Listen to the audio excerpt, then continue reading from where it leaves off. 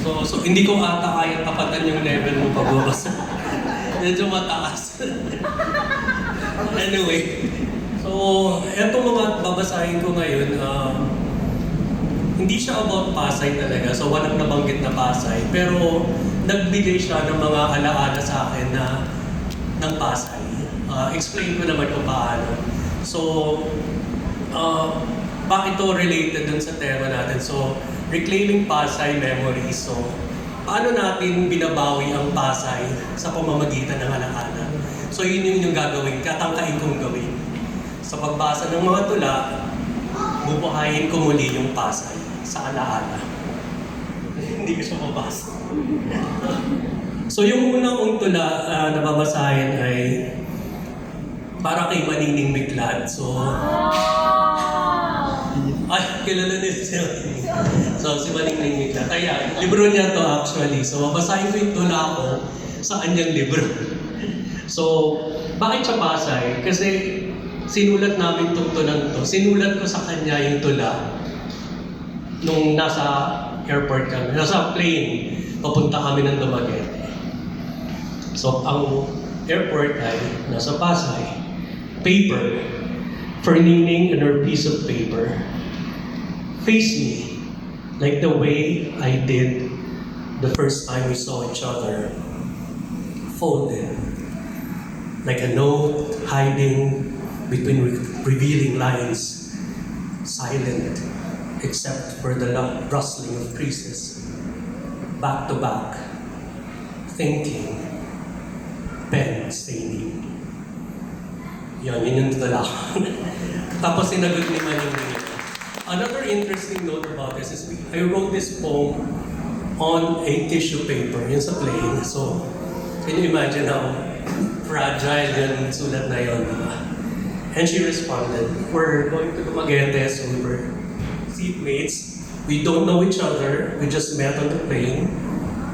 She started talking to me. I'm not really an extrovert, so I'm not used to talking with people. So she started a conversation, and then because I'm not good at carrying a conversation, I started writing her a poem, and she responded to Camilo and our fellowship, Siliman. In this island that worships gods and goddesses with fear, your pen, like the paper doll of the old witch, dances. Your words, like the ocean waves, flow as the air moves. Your poem speaks to my mind, like the charm of the island call.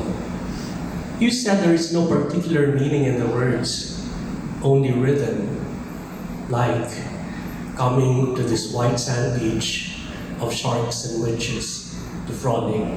So that's another place, no? Yung island na yun is Siquijor.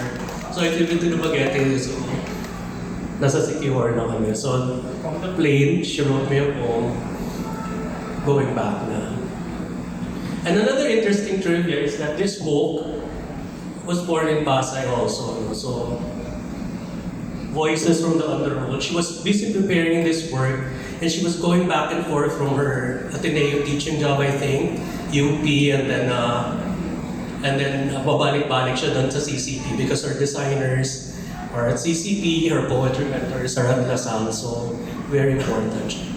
10 minutes, fine. Okay, so the book is Born of Pasay as well. So I'm gonna read naman another poem from this little book, Tamang Inana, which I remembered because PJ reminded me to buy the last copy at National. So yun, so very galing, no? Nawala na siya sa isip ko, and then suddenly someone reminds me, oh, your book is at National. So the first poem, from the section, Paano Susuyuin ang Nawawala?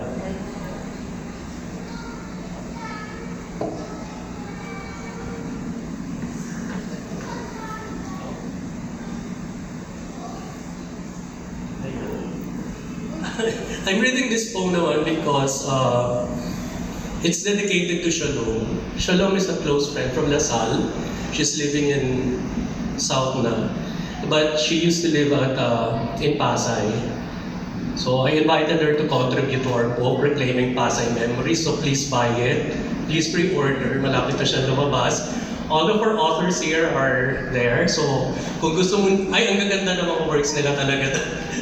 So ayan. So, Paano Susuyuin na Nawawala? This series is just titled, Paano Susuyuin na Nawawala? Nag-alsa balutan na ang musa matapos ipagpalit ng ingrato. Ang mata ng pagkabatid sa pisig ng pag-ibig, ang kaluluwa ng alaala sa titi ng sandali, ang pakpak ng pangarap sa saknong ng tanong. Para bang sa simulat sa huling posibleng makalirip ng silip, madurog sa pag-ibig, makuyumos ng lumos, madonselya ng laya, mamungad sa lakad, masagot sa takot. Kaya ngayon gusgusing gagala-gala, inaalok kahit kanino ang kalangsing ng kahulugan, ang ngiti ng tugma, opo, yan ang alamang. And then, this one is for sure. Sa bingit ng pagtulog, so dalawa siyang parts, so it's a good touch. Lampas himig ang pagaspas ng mga pakpak ng lamok sa ating pagtititigan. Awitan ang higing ng kanilang gutom sa puno ng ating taingang, nakahilig sa sakatwang kundi man ang katahimikan. Walang saysay ni kasaysayan. Walang uhaw, kati, o di pagkapakali. Wala lamang. Tayo lamang. Bibitin-bitin sa pangil ng gabi. Kisha. And this is the last one. It's very short. Last one. Thank you so much. Sorry. It's very, I'm reading this naman to introduce Joy Cruz's work. She's a resident of Cabrera naman, where I live now, so malapit kami.